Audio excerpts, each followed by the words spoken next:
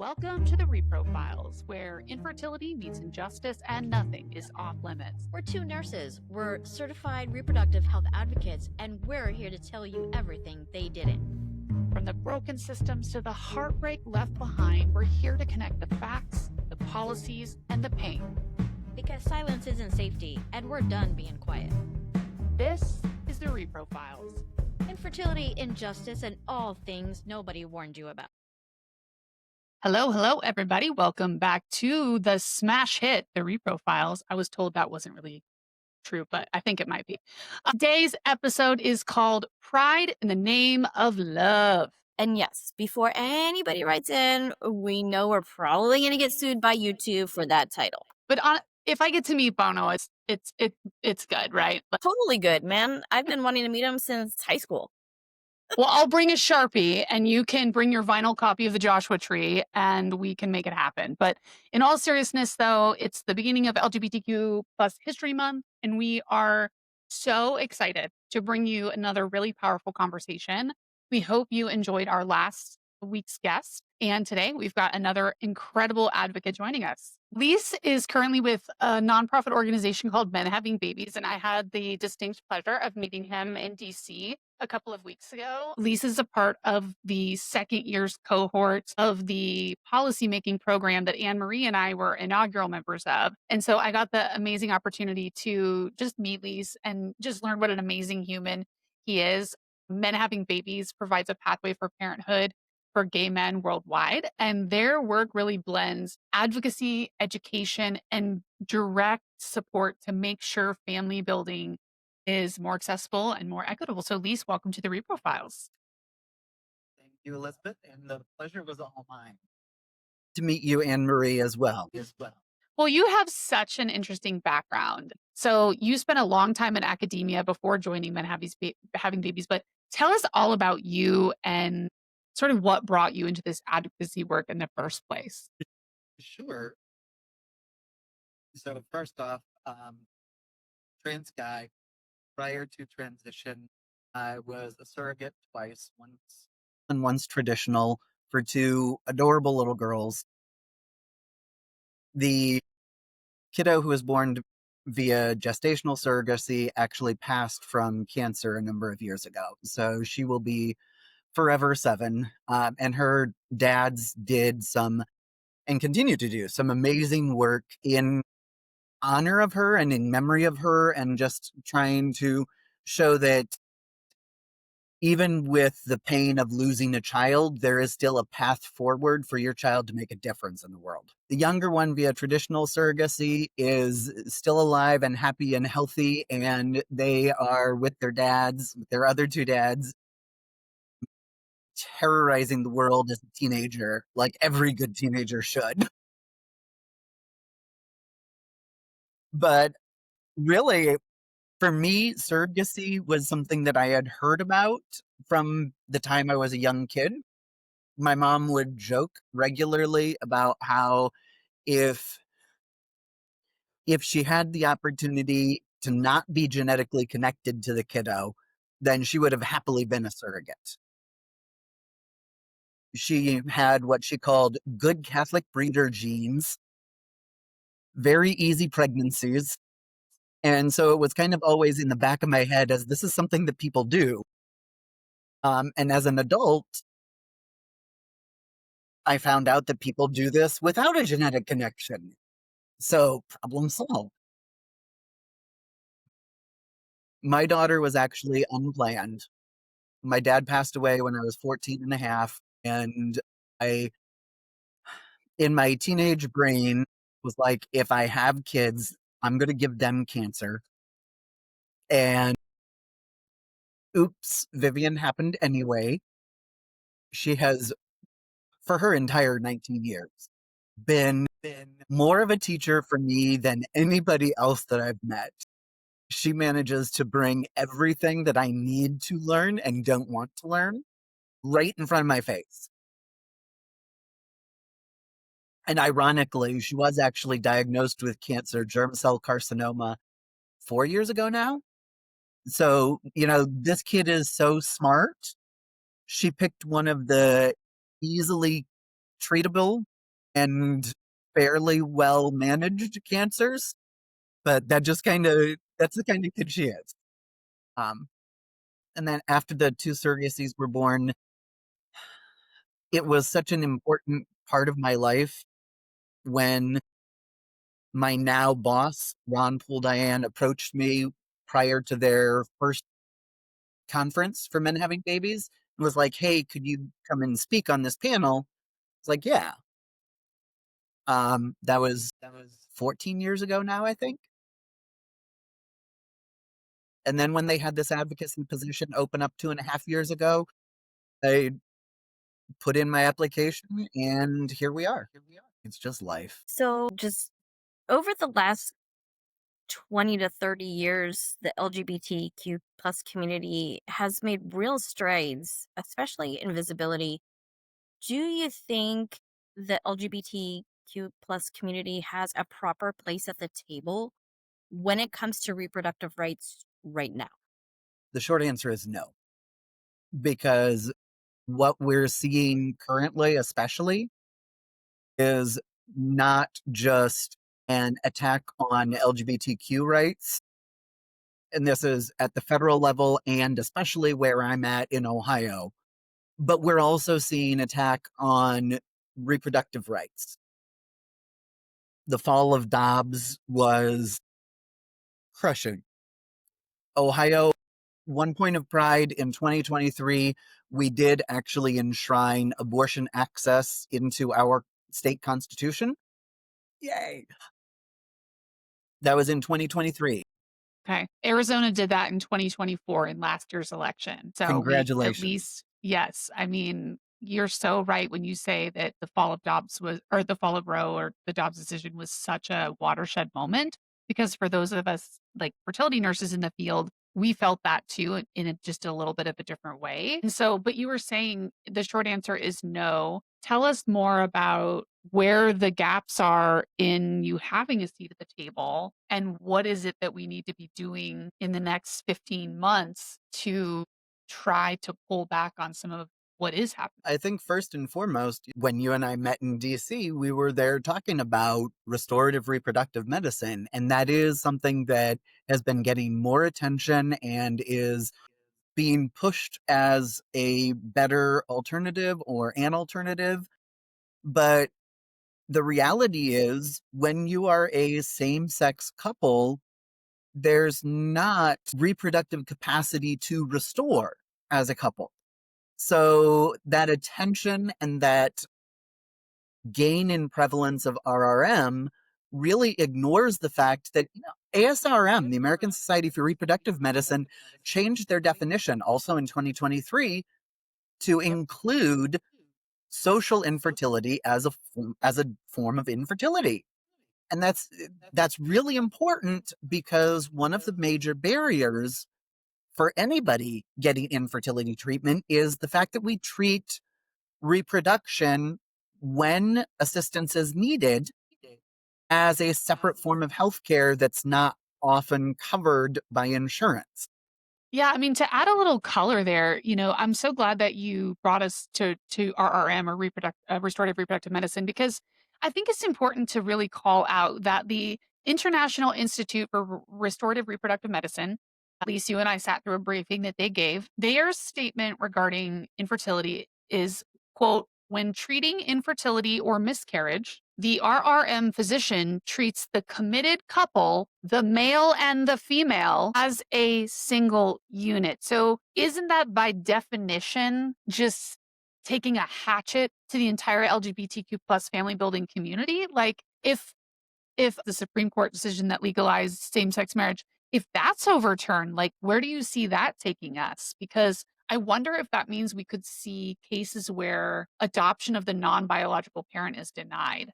And I know of a single case, at least in Arizona, where that was the case, and they had to fight tooth and nail to get essentially legal custody of their biological child. So, some people might say that's a giant rabbit hole, but I'd say we didn't think Roe v. Wade would be overturned either. So I would personally rather prepare for worst case scenarios and be blindsided. So what's your take on that? So I think that The overturning of Obergefell versus Hodges is more of a likely possibility than I would have thought a year ago.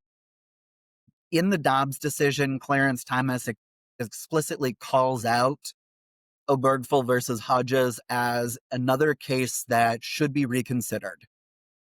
He has recently been on record as also saying that interracial marriage, which would impact him, is something that should be reconsidered as well. And in all of these cases where we're kicking states back or kicking rights back to the states, that creates a patchwork of legal recognition. Ohio is currently in a state where we have a constitutional ban on same-sex marriage. So if Obergefell falls, then we go back to that constitutional ban. I'm actually working as co-chair with Ohio Equal Rights to reverse that and not only add equal rights amendment language to Ohio's constitution, but also get rid of that constitutional ban on same-sex marriage equality just in case. Because yes, it's a possibility, it's not a surety, but I'd rather people be protected than wait and see what happens, because we've been through that. Everybody said Roe will never fall, and here we are. Yeah, I think that's a good point. I mean, I live in Florida, so we tried to get a constitutional amendment last year, but it failed. It needed 60% of the vote. We only got 57% of the vote. But, everybody was cheering because they said 57%. I'm like, guys, it's 60. We have to be 60. And what I'm afraid of is because of that and because of Roe, falling, this is just a slippery slope right down to getting all of this done. And, I used to live in a more progressive state of New Jersey, you know, just living here in Florida, what can happen. I also used to work at Planned Parenthood, so I've seen what, people coming in for care and having to send them out of state and sending them like 3, 4, or 5 states away to get care. And what I'm afraid of is that people are just gonna have to leave the state. Why does someone have to leave their home state to, Yeah, you Lise, know, I'm so get glad you actually mentioned get that whole care? idea of it rolling back to the states because it is indeed a massive patchwork of legal loopholes and or risks, right? We saw, I believe it was the doctor from Ohio potentially that gave abortion care to a young, I believe, 10-year-old victim of sexual assault, and she was fined for Yeah. I wanna say it was like 10,000 or something like that. providing healthcare. And I think that when you mentioned something interesting, Anne-Marie, and that is like we're forcing patients to go outside the state. When we do that, especially when there's a lot of anti-choice groups that are focusing on repealing shield laws, it becomes whether overt or covert, a national abortion ban is what is where we're headed, right? So like for us in Arizona, last year, I mentioned we passed a ballot measure that codified the right to abortion up to 15 weeks. Even with that, though, the Arizona state legislature has been very deliberate in their rollback of that or their just complete disregard for the voters. I think it's important to note that that ballot measure got more votes than any candidate statewide, including the candidate that now serves as the president. That ballot measure passed with a very clear mandate in last year's election. And no sooner than January, February, when the new legislative session started, here we are again talking about how we're going to repeal shield laws, how we're going to make mail order pharmacy illegal, how we're going to make telehealth illegal, how we're going to put more barriers in place for people. So again, some might say it's a rabbit hole, but this is exactly what like the three of us as advocates have been raising the warning flag about for quite some time, right, Lise? Yes, and this is the, to me, really scary part, because it does represent an attack on democracy, not just bodily autonomy. Ohio's in a similar position where even though we have put reproductive rights into our constitution, We have bills this week that are being heard on banning mifepristone and telehealth. And that limitation of access, while it's not a ban on abortion itself, like you said, puts in those barriers. You know, to have this from a party that calls themselves pro-life, if people have to wait, if they have to go in person, if they have to travel, if they can't get a simple drug-assisted abortion, all of those things are going to make their recovery time and risks higher. And the ironic thing is, in Ohio at least, similar to the federal level, we're talking about how we need to increase the population. And the governor has mentioned about making the state more attractive. How does restricting access to healthcare make our state more attractive? Absolutely. I mean, we're talking about that same thing here in Arizona today because as of October 1st, Planned Parenthood of Arizona can no longer provide even basic services. I mean, we are all well aware that federal dollars do not pay for abortion. They have not for a long time. Elizabeth, you got to say that louder for the people in the back. You say it. How many times can we say it, right? Like at the end of the day, yeah, I love that you said that. Like if you were pro-life, we would have universal health care. We wouldn't have the situation that's unfolding before us today. We're on day 6 of a government shutdown. We are forcing frontline workers to show up unpaid while Congress doesn't have to show up and gets paid. So Yeah. like Yeah. at Hey, what point, and again, I saw this and it really was so true. And it's like the oppressed often have to apologize for what little scraps they beg, like they advocate for, or like in essence have to beg for. And so this one side calling, everything that the other side wants socialism. And it's like, y'all, we already have socialism. We just have socialism for the rich, right? Because now people are going to lose their health care. I saw Senator Raphael Warnock from Georgia this morning, a video, astonishing video of a family in Georgia whose premiums are set to quadruple to like $2,800 a month or something like that. So if you were truly pro-life, you wouldn't make people beg for their health care. You wouldn't tie people's health care to their job, right? Because at the end of the day, it's like we all said, it's just more barriers, more yeah. barriers. I mean, I'm a testament to that right now. I have zero healthcare right now. I mean, I have Cobra, but because I What's don't, that costing you though? it's $2,300 a month for my family. And does You that know, now you would think that covers 100% then, right? You pay $2,300 a month and then 100% of your healthcare costs are covered? No, it doesn't mean that. What does it mean? that doesn't even include dental or vision. For some reason, eyes Teeth don't and count. teeth don't count And to. your brain, mental health often doesn't, and your fertility. So, Oh okay, yeah, so we have your teeth, your eyes, your mental health, your fertility. Okay, I see. So we have a certain group of people using minority rule to tell us how we're going to do all of those things. Fantastic. yeah. It's absurd. It's absurd. All right. Well, let's kind of keep on keeping on here. You know, Lise, what do you see as the biggest obstacles for same-sex couples trying to start or expand their families? So I think a lot of it is cost and stigma. And when I say stigma, I'm including passive lack of support within stigma because everybody loves babies, right? We know there is lots of conversation about increasing the population, increasing the number of kids being born, because we don't want to increase the population through immigration in this country. But the big barriers are that cost and the lack of support.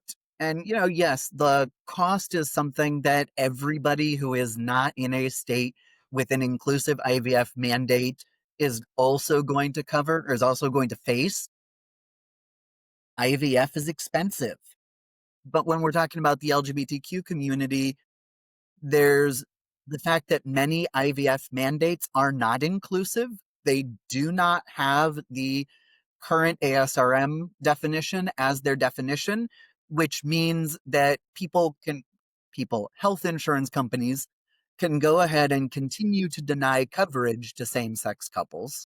There's also the issue of when we're talking about same-sex male couples, you're not only looking at donor gametes, but surrogacy.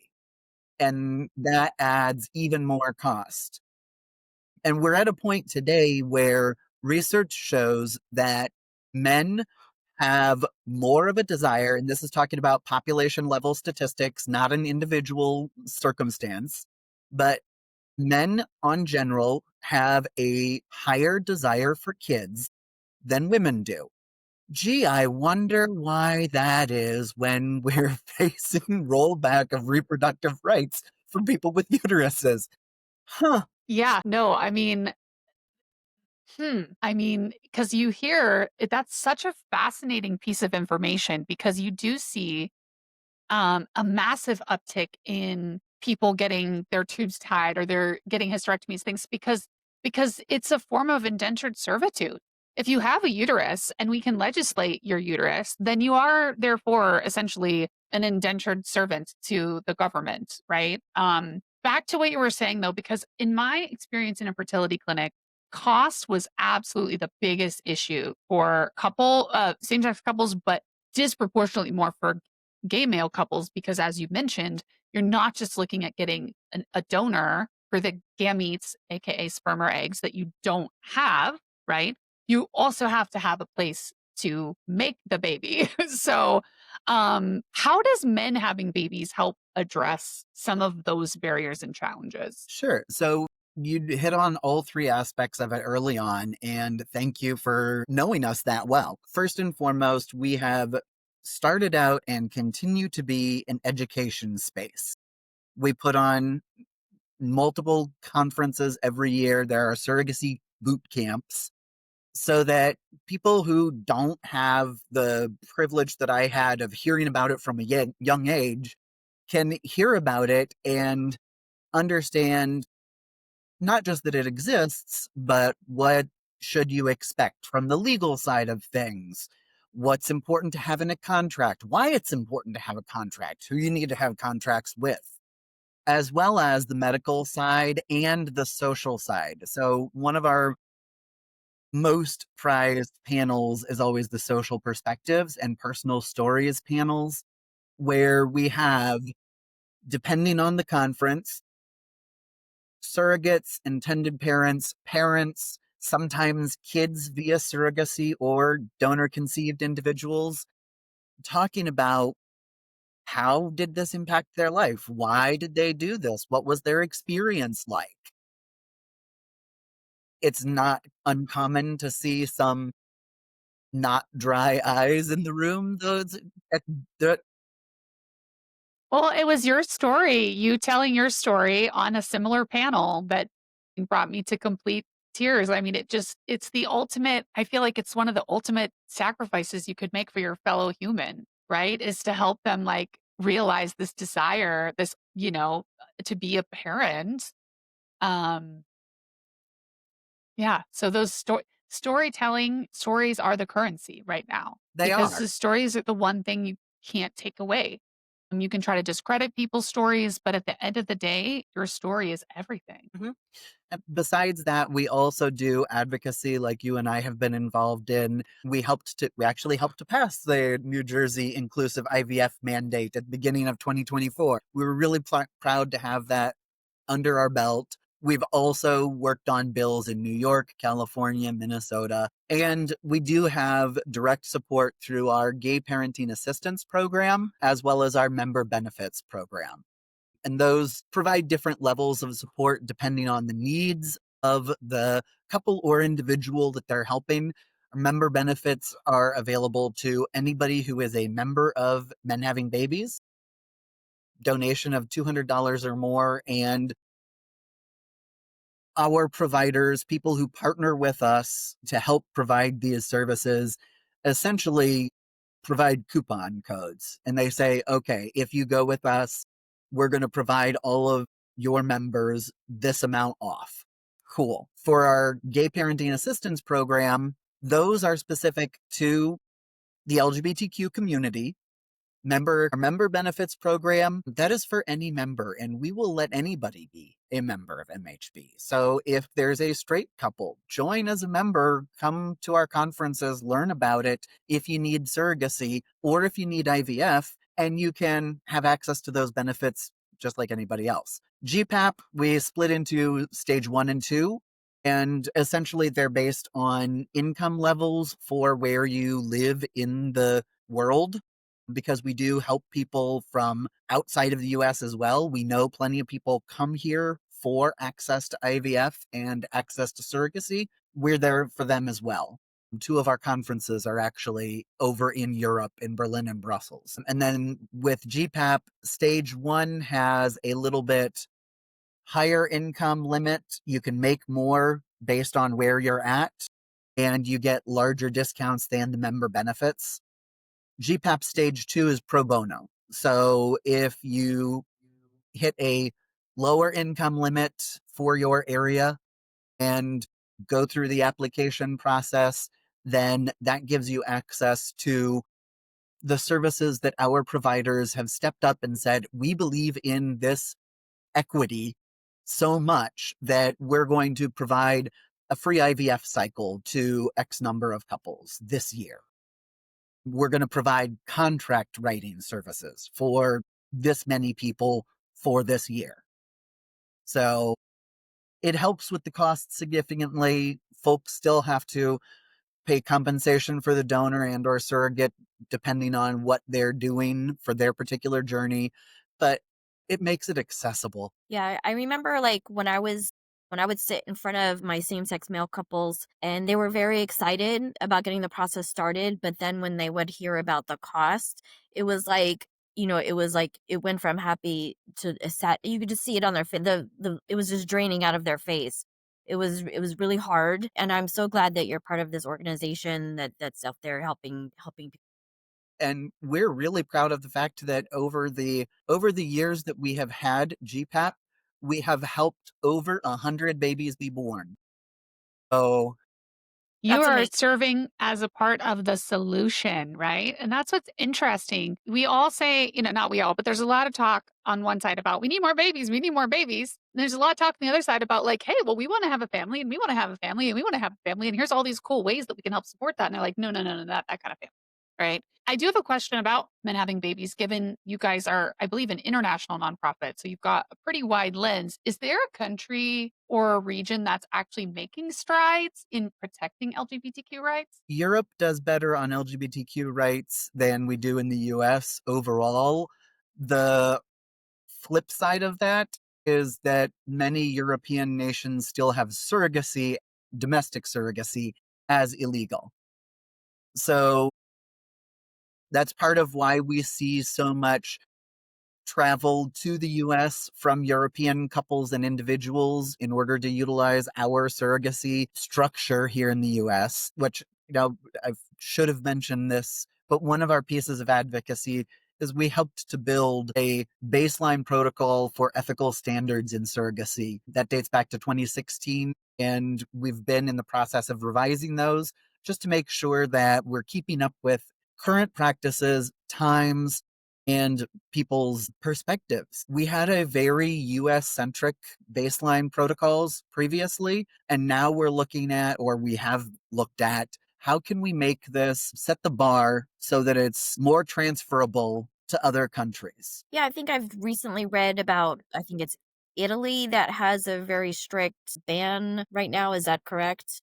Yeah. Yes, it is considered a universal crime in Italy.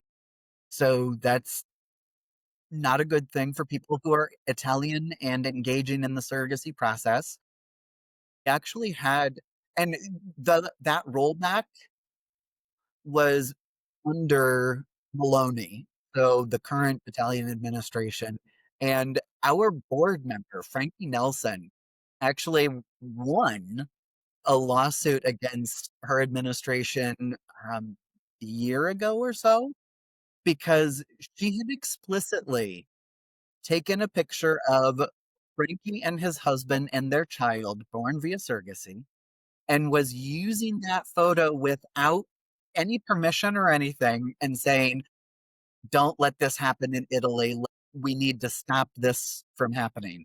That's gosh. I mean, I've read and heard things recently about how, when authoritarianism is on the rise in one place, it's in the rise on the rise globally.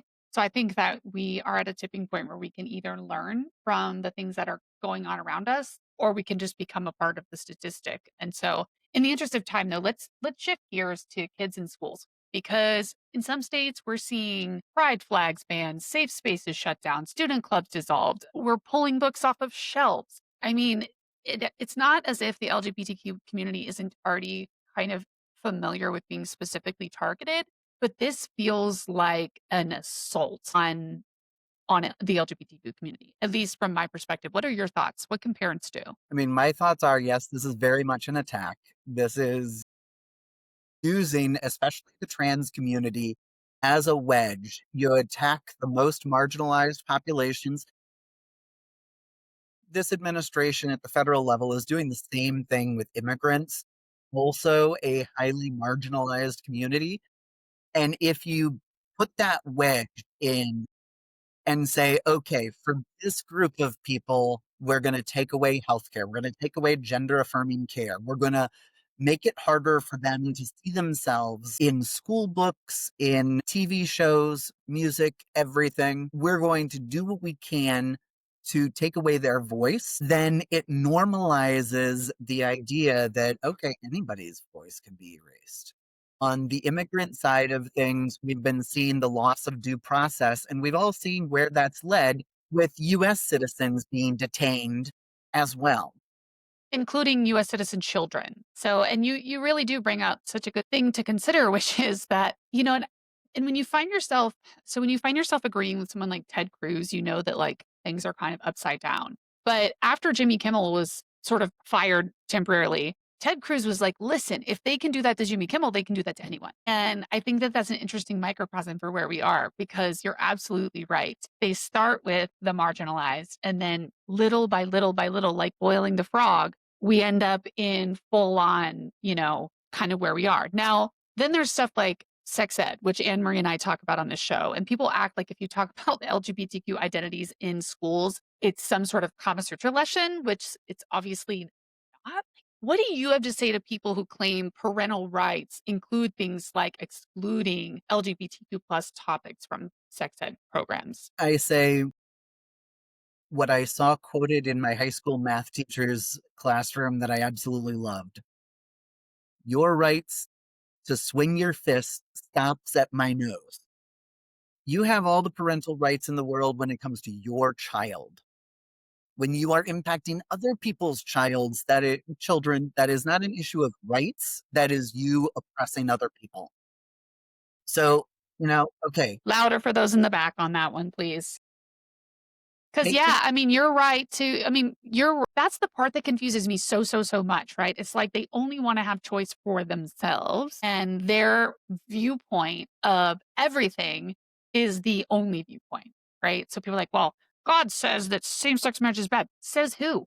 Well, says our religion. Okay, then don't engage in that. If you don't like, it's like RRM. We talk about if you have some sort of theological beef with IVF, then don't do IVF, but don't impede upon my ability to do IVF. My son is 7.5 years old from IVF. Don't impede my ability to do IVF. Don't impede all of our ability to do it because you don't believe in it. That's called minority rule. That's called 8 out of 10 Americans agree on most of these fundamental issues. Things like healthcare as a human right. Things like, public education as the backbone of society. Things like, labor movements and protecting workers. These are things that 80% of people agree on, but yet you mentioned it earlier, the way that this administration has used trans people as a wedge issue has gotten to the point where it's like, we'll shoot ourselves in the foot for 98% of our life to stick with you on this other 2%, right? So, and I know, AnnMarie, you feel this because you had mentioned this story about your daughter and Of stories, especially in the state, like the whole fact that I have to sign a piece of paper for my daughter to have a nickname in high school. her full name and she shortens it for a nickname, but I have to sign a piece of paper to allow a teacher to say that. And if they call her by her nickname and I didn't sign that paper, oh my gosh, it's going to be like a lawsuit on their hands. The teacher could get fired. I mean, teachers are getting fired here in Florida because of that, because people are using their child's preferred name. There's a lot of different things that with parental rights, that's just one of them. It's the same thing, Elizabeth, that you were saying.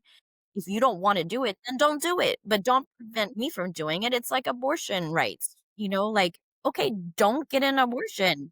Fine, but here's the thing. If you don't learn about different people, different cultures, different communities, when you go into the real world, there it's everywhere. So how are you going to be able to deal with the real world out there? These are the things that I think about and I worry about for people who are like, "Oh no, we can't learn about this." Okay, well, this has happened. This is the world. I also had an issue with my daughter.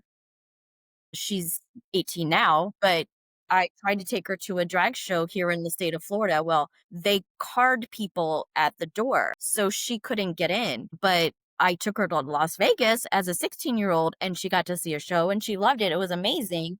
So I took her to another show here. Luckily, it got delayed until after her 18th birthday party.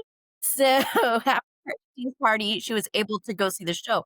Thank goodness Jinx Monsoon got ill in Orlando, because otherwise my daughter, that she was, week shy of 18. So because of that illness, she got to see her in that show.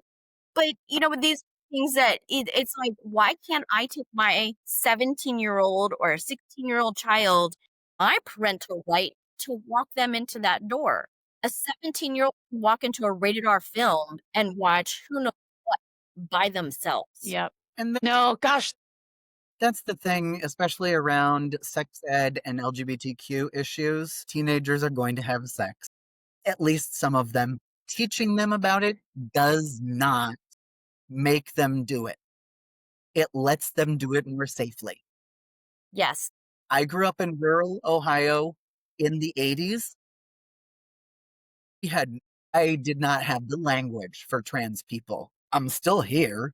It took me longer. I had to learn the language, and there was more of my life that was spent hiding and not being able to articulate who I was so that other people understood. Didn't stop me from existing. just made life so much harder for you. Gosh, there are so many other things that I know we wanted to talk about, but what would you say sort of as an ending thought for listeners who do feel fired up and they see what's devolving around them and they want to get involved, they want to advocate for access to care and these sorts of things. What do you say to them? Where do you tell people to start? I tell them to start where they can. First and foremost, that starting is the hardest part. It is also the thing that helps you get unstuck. If you're afraid, do it anyway. You're eventually going to get to a point where you don't feel afraid. Now, don't cover up that fear. Feel it, but do it anyway. And make sure that you're looking for people and organizations that are doing stuff that you're interested in. The old adage of look for the helpers. You don't have to reinvent the wheel. If you have an idea, if you know how you want to help or what you want to help, look for people that are doing it. So how do you see those of us that are already in the trenches, we're already kind of advocating, how do we keep going without burning out? The same way a choir keeps going for hours if they need to. You make sure that there is a large group of people so that when you're feeling fatigued, you can step back and somebody else is still there to do it. And if you're As a close friend of mine says, sometimes you lead and other times you lean, Mhm. right? Like, and you have to know, again, like when you march across a bridge, they have to be your footsteps have to be in opposite step or you'll take the whole bridge down. Or relay races, everybody needs time to rest. And you should prioritize that. This culture of like go, go, go, go, go is not really serving us. So Thank you for your advocacy, Lis. Thank you for your leadership, for such a powerful conversation of reminding us that family building is not just one story, it's so many added up. And to our listeners, we will have a link of men having babies and Lisa's work in the show notes. Dive in, support, and keep learning. Yep. And as always, guys, please thank you first of all for tuning in. Thank you for coming back and thank you for your support as we try to continue to bring forth education to help people understand what's happening around us. Until next time, let's keep fighting for science, for justice, and for every single family's right to exist. Please, thanks again. Everyone else, we'll see you next week. Thanks, Luke.